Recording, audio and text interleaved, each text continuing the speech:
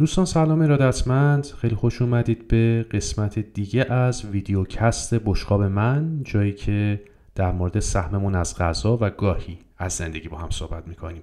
من پیام هستم، میزبان شما در قسمت دوم ویدیوکست بشقاب من با عنوان اصول تغذیه سالم بودن یا نبودن.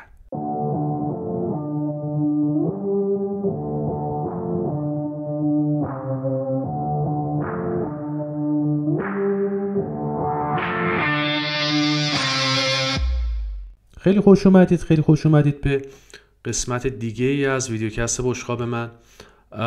در این قسمت میخوایم در مورد تغذیه سالم با هم صحبت بکنیم و 2 سوال رو با هم مطرح بکنیم که ببینیم چه جوری هست. در مورد تغذیه سالم خب خیلی از ما کم و بیش اطلاعات داریم دیگه، میدونیم که مثلا میوه و سبزی باید زیاد مصرف بکنیم، باید چربی کمتر بخوریم، شیر، لبنیات، اینها خیلی چیزهای خوبی هستن تو برنامه غذاییمون بذاریم و اینها رو کم و بیش اطلاعاتی داریم. اما سوال اینجاست که اگر من این تغذیه سالم رو کامل رعایت بکنم دیگه هیچ وقت مریض نمیشم، دیگه بیماری های مزمن و اینها سراغ من نمیاد و طول عمرم زیاد میشه. و سوال دوم رو اینطوری مطرح بکنیم که اگر رعایت نکنم چی میشه؟ حتما کله پا میشم.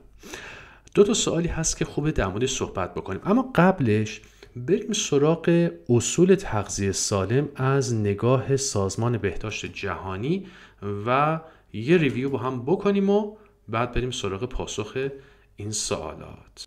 خب سایت WHO رو وقتی باز میکنیم میبینیم که در مورد تغذیه سالم خیلی نکات جالبی رو اشاره میکنه. میگه یک رژیم غذایی سالم رژیمی هست که باید خب میوه، سبزیجات، حبوبات، غلات کامل، مغزیجات، اینجور چیزها درش قرار گرفته باشه. اشاره میکنه حدود 400 گرم که تقریبا معادل 5 سهم میوه و سبزی هست. 2 تایش هم با هم گفته، یعنی هم میوه و سبزی با هم گفته اینها رو باید مصرف بکنی. برخی رفرنس ها ممکنه ببینید که بیشتر هم اشاره میکنن، میگن میزان زیاد plenty of vegetables، مثلا به میزان زیاد استفاده بکنی که این از لحاظ علمی خیلی حالا جایگاه نمیتونیم بگیم 100% داره، اما شما کلا میوه و سبزی که هم مصرف میکنیم رفرنس ها هم اشاره میکنن که آقا دور خود زیاد بخورید دیگه، اینو تو برنامه‌تون زیاد بذاریدش. اشاره میکنن سیب زمینی و اینها جزء سبزیجات و اینها حسابش نکنید خیلی، چون اینها میتونن کالری بالایی رو داشته باشن. میرسه به این نکته خیلی مهمی، میگه که قندهای ساده رو باید تو رژیم غذاییمون کم بکنیم. قندهای ساده یعنی چی؟ یعنی قندهایی که مواد غذایی که داخلشون چی از شکر هست، اینطوری بگیم ماده غذایی که داخلش شکر داره میشه یه ماده غذایی که داره قند ساده هست. پس هر چیزی از آب میوه های بیرون گرفته، بستنی ها، انواع نوشابه ها، عرضم به حضورتون که شکلات، بیسکویت، همه اینها جزء چی میشن؟ قندهای ساده هستن که ما باید حذفشون بکنیم و هر چیزی که درشون شکر رو استفاده کردید. اشاره میکنه به زیر 10% برسونید و در ادامه میگه حتی زیر 5% انرژی دریافتی باشه. زیر 5% خیلی مقدار کمی میشه، یعنی به طور کل بهتره که تا جایی که ما میتونیم حذفش بکنیم، به خاطر اینکه ما به صورت ناخودآگاه در بعضی از مواد غذایی این قندهای ساده رو دریافت میکنیم. باید حواسمون به این قضیه باشه. نکته دیگه که اشاره میکنه در مورد بحث چربی ها هست، میگه زیر 30% انرژی دریافتی. من برای اینکه این زیر 30% رو برای شما معنی بکنم بهتره بهتون بگم که غذاتون باید کلا کم چرب باشه. یعنی این فرهنگی که ما ایرانی‌ها داریم روی برنجمون روغن میدیم، خورشتامون همچین چرب و چیلی درست میکنیم، سرخ کردنی و اینها زیاد استفاده میکنیم، اینها رو باید سعی بکنیم که کم بکنیم و خیلی‌هاش رو حذف بکنیم. این دیگه روغن رو غذا و کره دادن و نمیدونم از اینجور چیزها رو باید تو برنامه غذاییمون بذاریم کنار. در ضمن حواسمون باشه کل چربی‌های دریافتی رو داره میگه، یعنی کره صبحانه من هست، لبنیات پرچرب من هست، روغنی که در پختن برنجم استفاده میکنم تا زمانی که میخوام سروش بکنم اشاره کردم، تا خورشت هایی که دارم استفاده میکنم، همه اینها شامل میشه. یا بادمجان رو شما شاید خورشت بادمجان رو یا کدو رو چیکار بکنید؟ خیلی کم چرب درست بکنه، اما موقع سرخ کردن اون کدو یا بادمجان خیلی سرخش کرده باشیم و اونم روغن خیلی زیادی به خودش گرفته باشه. حواسمون به این قضیه باشه. اشاره میکنه روغن‌های مثل روغن زیتون، مثل روغن کانولا، مثل روغن حالا اینجا آووکادو، اینها هم اشاره کرده، اینها برتری دارن و روغن آفتابگردان برتری دارن به چی؟ برتری دارن به روغن‌های جامد و روغن‌هایی که بیس حیوانی دارن، مثل هم روغن دنبه‌ای که خیلی از ما در غذامون استفاده میکنیم، یا روغن زرد، نسبت به اونها بهترن. و باز دوباره اینجا اشاره میکنه که حواسمون به روغن‌های سرخ کردنی باشه و باید حتما در برنامه غذایی خودمون حذفش بکنیم. این یک چارچوب کلی هست از چی؟ از یک رژیم غذایی سالم که خب ما باید داشته باشیم. حالا برگردیم به اون 2 سوالی که مطرح کردیم. سوال اول چی بود؟ گفتیم که اگر من اینها رو همه رو رعایت بکنم دیگه من اوکی، همه چی عالی، من سالم دیگه میرم جلو و طول عمرم زیاد میشه و یه زندگی خیلی خوب خواهم داشت و در نهایت هم در سن 120 سالگی در خواب یه سکته کوچیکی میکنم و به لقاء الله میپیوندم ها. واقعیت اینه که نه.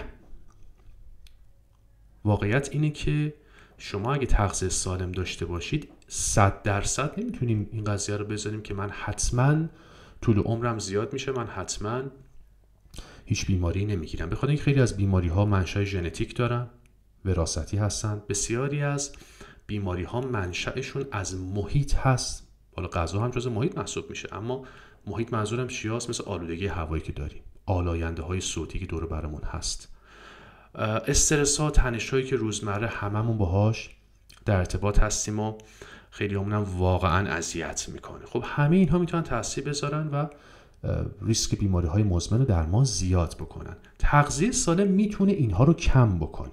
تغذیه سالم میتونه عوارض این عواملی که اجتناب ناپذیر هستن، مثلا بحث ژنتیک اصلا کامل اجتناب ناپذیره. من اگه سابقه خانوادگی فلان بیماری قلبی عروقی و سکته و اینجور چیزا داشته باشم، ممکنه که من هم مبتلا بشم. منی که پدر و مادرم به عنوان مثال دیابت دارند، من هم احتمالی که دیابت بگیرم خیلی زیاد هست. تغذیه سالم احتمال ابتلای من رو کم میکنه اما صفر نمیکنه. حواستون باشه به این قضیه. اما سوال دوم رو بیایم اینجوری مطرح بکنم که اگر رعایت نکنم حتما کله پا میشم، من دیگه تمام.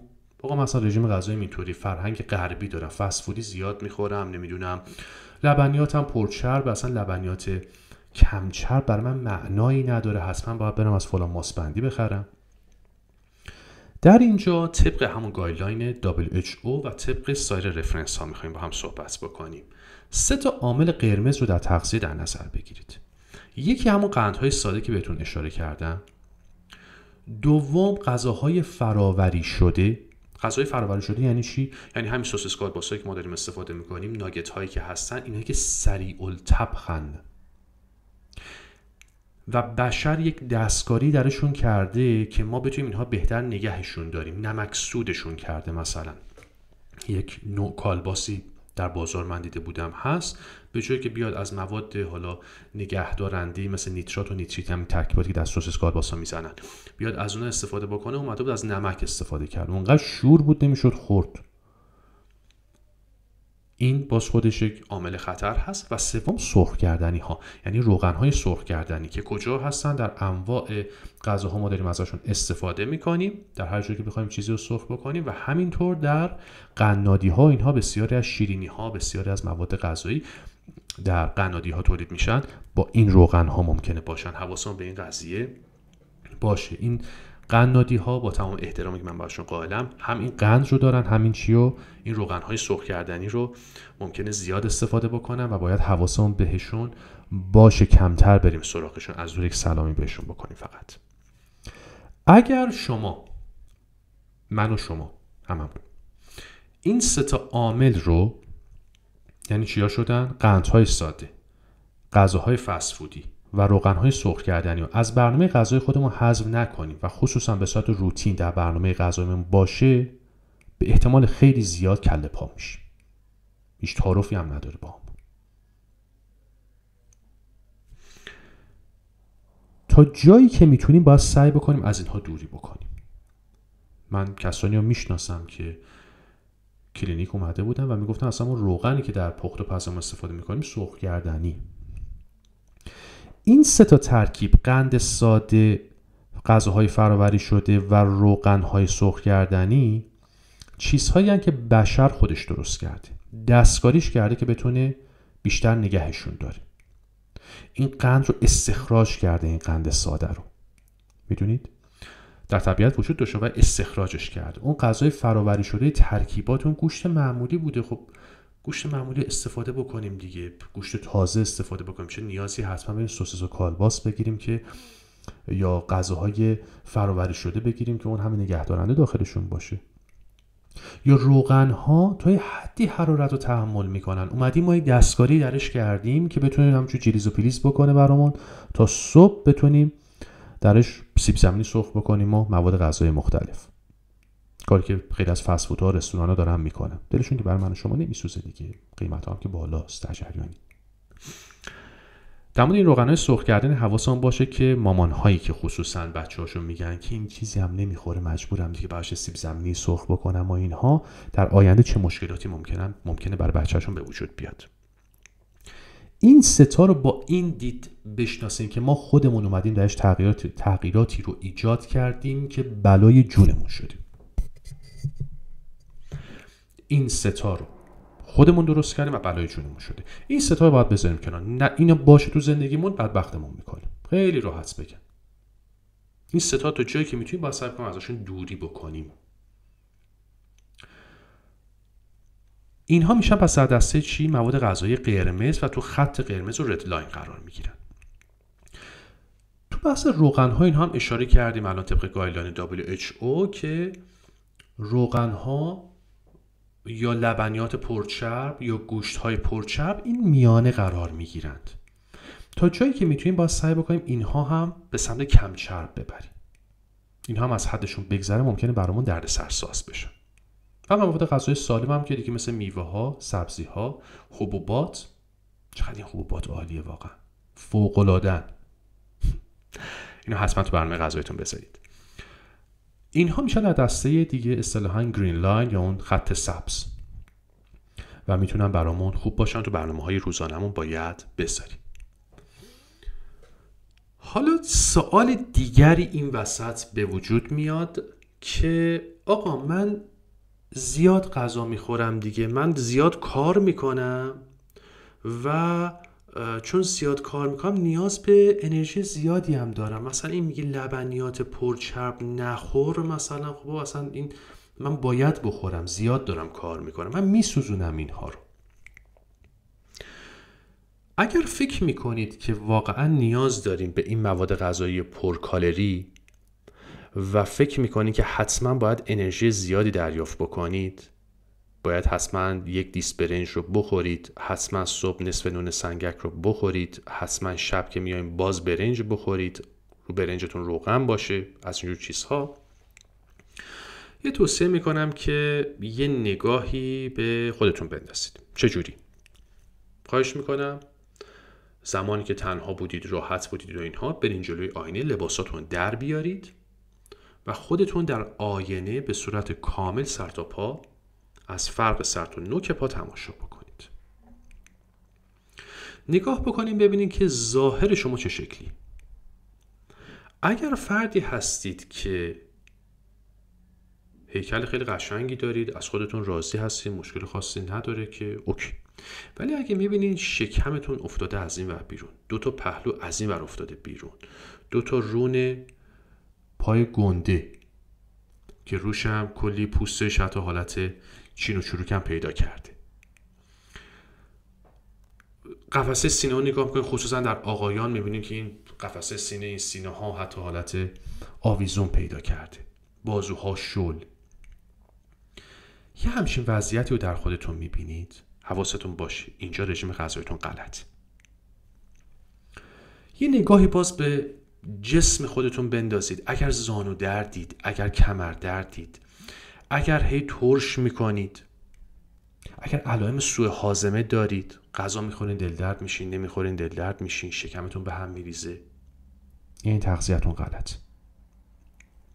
یه نگاه عمیق‌تر داشته باشیم به خودمون، بریم قسمت‌های عمیق‌تر، حال روانی خودمون رو نگاه بکنیم. اگه همش خسته ایم، وای چقدر این خستگی جدیدن هم زیاد شده ها. اگر همش خسته ایم، اگر دلاشوبه داریم، اگر اضطراب داریم، تپش قلب داریم، اگر نمیتونیم درست تمرکز بکنیم، فکرمون همش پرش افکار داریم میره این ور اون ور، یک دلیلش میتونه تغذیه غلطمون باشه. بریم باز مقداری عمیق‌تر. اگر اون احساس افسردگی در شما وجود داره، حال دلت خوب نیست،